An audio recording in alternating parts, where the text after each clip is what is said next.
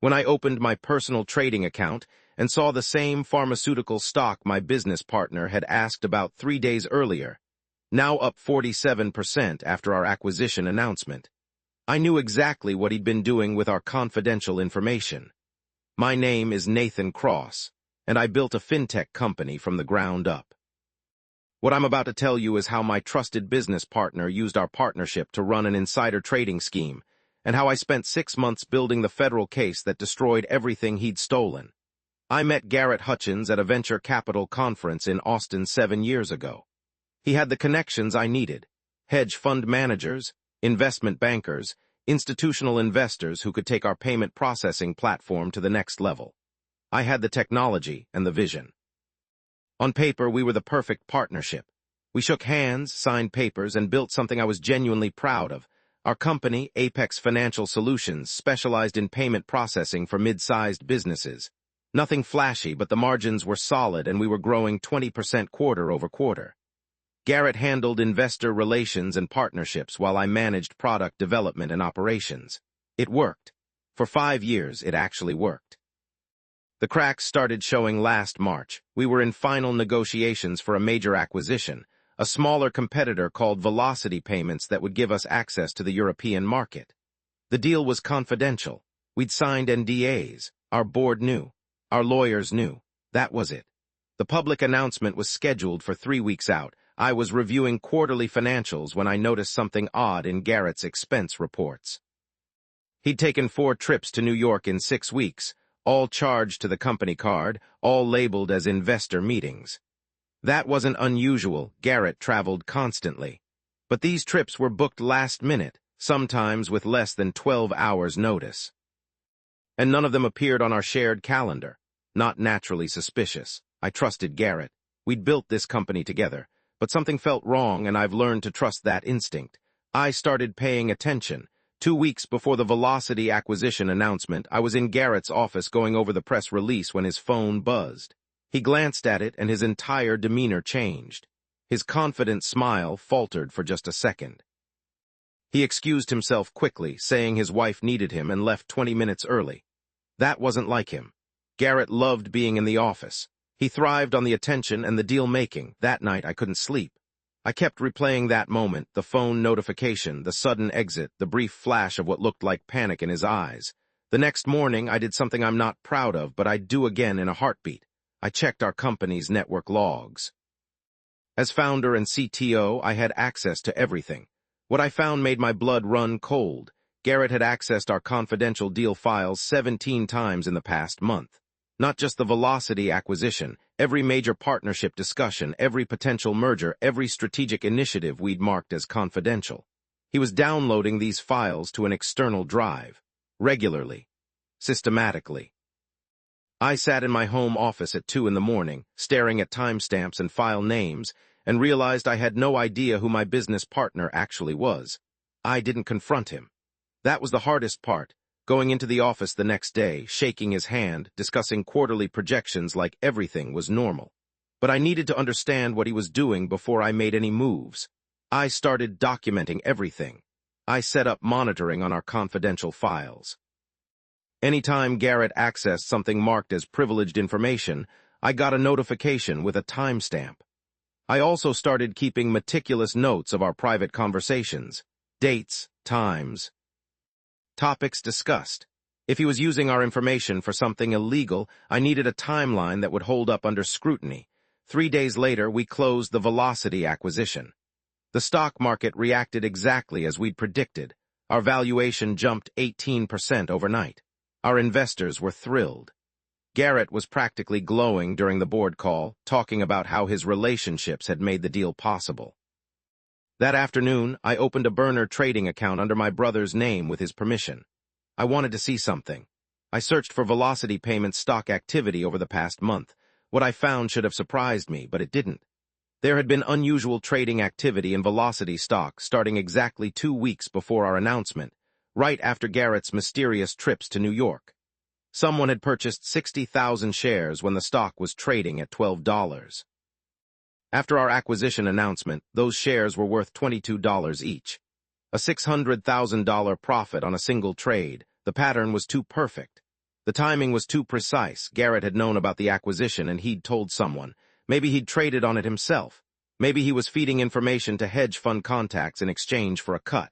Either way, it was textbook insider trading, and it was a federal crime. I needed proof that would stand up in court. I spent the next week researching securities law. I read SEC enforcement actions. I studied insider trading cases. I learned about materiality, confidentiality, and the legal definition of a tipper-tippy relationship. I wasn't a lawyer, but I was about to build a case that would ruin someone's life, and I needed to understand exactly what I was doing. The evidence had to be airtight. I hired a forensic accountant through a contact outside the company, someone Garrett didn't know. I paid out of pocket $15,000 for a full audit of any trading activity connected to our confidential deals. I told the accountant I suspected a security breach and needed to understand if our information had been compromised. What came back 3 weeks later was devastating. The forensic accountant identified 5 separate instances over the past 18 months where unusual trading activity preceded our major announcements. Every single time, the trading pattern started within 72 hours of Garrett accessing confidential files. The probability of this being coincidence was statistically impossible. Someone was trading on our information. And Garrett was the common denominator. The accountant couldn't identify the specific traders that would require subpoena power, but the pattern was clear enough for any prosecutor to build a case. This wasn't a one-time mistake. It was systematic, calculated. Garrett had been using our company as his personal insider information pipeline. I locked the forensic report in my home safe and started planning my next move. I needed direct evidence linking Garrett to the trades. The circumstantial case was strong, but I wanted something ironclad. I started recording our confidential conversations. I know one-party consent recording. I checked our state law first. Completely legal as long as one person in the conversation knows it's being recorded. That person was me. I bought a high-quality voice recorder, small enough to fit in my shirt pocket. Every time Garrett and I discussed a confidential deal, I recorded it. Every strategic planning session, every private discussion about upcoming announcements. I documented dates, times, and participants. I created a master spreadsheet cross-referencing our conversations with subsequent trading activity. The pattern became impossible to deny. On April 19th, Garrett and I had a private lunch to discuss a potential acquisition of a data analytics firm called Insight Metrics. The deal was early stage, no paperwork yet, just preliminary. Discussions. I mentioned we were looking at a valuation around $40 million and that we'd probably make an offer within the month. That conversation was recorded. 4 days later, Insight Metrics stock showed unusual trading volume. Someone purchased 85,000 shares at $7 per share. When we announced the acquisition 6 weeks later at a premium valuation, those shares were worth $11. Another massive, perfectly timed profit. I had him, but I didn't move yet. I needed more. I needed to understand the full scope of what Garrett was doing. Was he trading directly? Was he tipping off others? Who else was involved? I decided to set a trap. In early June, I scheduled a private meeting with Garrett. Just the two of us in a conference room I'd swept for recording devices. I told him I'd been approached by a major West Coast investment firm interested in acquiring Apex Financial Solutions. Complete acquisition. $250 million offer. Confidential negotiations starting immediately. None of it was true, but I told him anyway in explicit detail. I mentioned the firm's name, a real company, but one that had never contacted us. I discussed the proposed terms, the timeline, the confidentiality requirements. I even showed him a fake term sheet I'd created that morning. Garrett's eyes lit up. He asked detailed questions about timing, about how the deal would be structured, about when we'd make the announcement. Was practically salivating at the information. I recorded every word, then I waited. Within 48 hours, our company's stock showed unusual trading activity. Someone was buying shares aggressively, clearly betting on an acquisition announcement. The volume was significant enough that it would have triggered SEC monitoring systems, but there was no acquisition, no announcement coming. Just phantom information I'd fed to Garrett to see what he'd do with it. He'd immediately traded on it or passed it to someone who did. I had him on tape discussing confidential information that led directly to illegal trading activity. I had forensic evidence of a pattern spanning 18 months. I had timestamps, trading records, and a clear timeline of cause and effect. And I'd just proven that Garrett would act on false information, which meant he'd been doing exactly what I suspected all along. It was time to involve the authorities. I spent a week preparing my submission to the SEC. I organized everything into a clear narrative with supporting evidence. I included the forensic accountant's report, the timeline of confidential conversations and subsequent trades, the recordings of our discussions, and the test case with the fake acquisition. I wrote a detailed cover letter explaining my role in the company, my relationship with Garrett, and exactly what I'd discovered. The package was 230 pages long. On June 28th, I submitted the report through the SEC's online whistleblower portal. I also sent copies to the FBI's white-collar crime division and our state's securities regulator. I wanted multiple agencies aware of what was happening in case one decided not to act. Then I waited. For 3 weeks, nothing happened. I started to wonder if my report had been ignored. Maybe I hadn't provided enough evidence. Maybe federal investigators had bigger cases to pursue. I went to work every day, sat across from Garrett in meetings, and wondered if I'd just wasted 6 months building a case that no one cared about. I was wrong. On July 19th, 2 FBI agents and an SEC investigator showed up at our office at 8:30 in the morning. They asked to speak with me privately. We went to a conference room and they spent 2 hours going through my evidence, asking detailed questions about my relationship with Garrett, verifying timestamps and trading dates. They wanted to know how I'd discovered the pattern, how I'd verified the information, whether anyone else knew what I was investigating. I answered everything honestly. At the end of the meeting, the lead FBI agent, a woman named Supervisor Special Agent Reeves, looked me directly in the eye and said, "Mr. Cross, you've just handed us one of the cleanest insider trading cases I've seen in 15 years. We're opening a formal investigation. Do not discuss this with anyone, including your business partner. We'll be in touch." They left. I went back to my office. Garrett stuck his head in 20 minutes later and asked what the feds wanted. I told him they were asking about our data security practices for a completely unrelated investigation. He seemed satisfied. I spent the next 6 weeks in regular contact with the SEC and FBI. They subpoenaed our company records. They interviewed our board members. They traced the trading activity to specific accounts. And they built their case. I learned later that Garrett had been tipping off a hedge fund manager he'd met during his MBA program. The manager would trade on the information and split the profits with Garrett through a shell company registered in the Cayman Islands. They'd been running the scheme for almost 2 years. The total illicit profits exceeded $4 million, $4 million stolen using information from the company I'd built. The FBI moved on September 6th. I got a call from Agent Reeves at 7 in the morning. She told me to stay home. They were executing search warrants at Garrett's house, his office, and the hedge fund manager's office in New York. They'd be making arrests. She wanted me out of the way while it happened. I watched the news all day. By noon, it was breaking on financial networks. Fintech executives charged in multi-million-dollar insider trading scheme. They named Garrett. They named the hedge fund manager.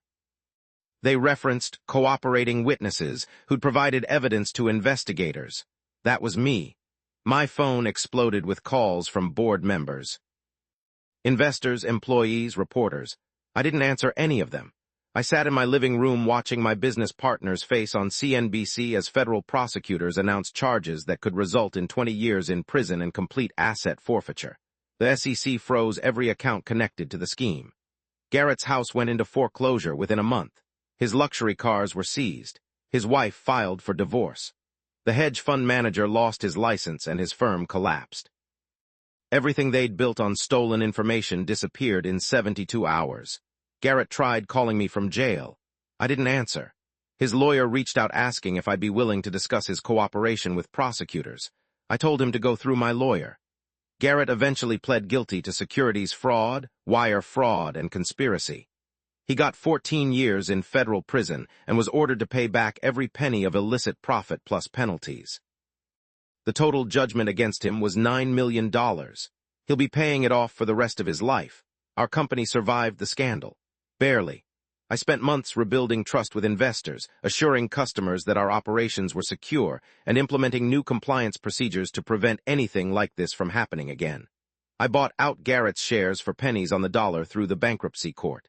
Apex Financial Solutions is now entirely mine, and we're stronger than ever. The SEC awarded me a whistleblower payment, 15% of the penalties they collected from Garrett and his accomplice. $600,000 for doing the right thing. I donated half of it to a nonprofit that helps other whistleblowers navigate federal investigations. I see Garrett's name in the news occasionally. Prison interviews, appeals that go nowhere. His family disowned him. His professional network abandoned him. The man who thought he was untouchable is now a cautionary tale in every business ethics class in the country. I don't feel guilty about what I did. Garrett made his choices. He betrayed our partnership, our investors, and the law. I simply documented it and handed the evidence to people who could actually hold him accountable. If I learned anything from this, it's that trust without verification is just willful blindness. Pay attention to patterns. Document everything. And if someone you're in business with suddenly starts making decisions that don't add up, there's probably a reason. Would I do it again? Absolutely, without hesitation. Because some betrayals don't deserve second chances.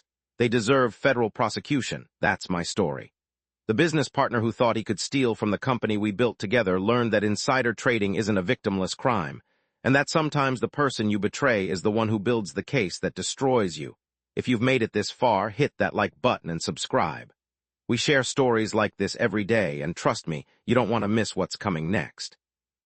Drop a comment below telling me what you would have done in my situation.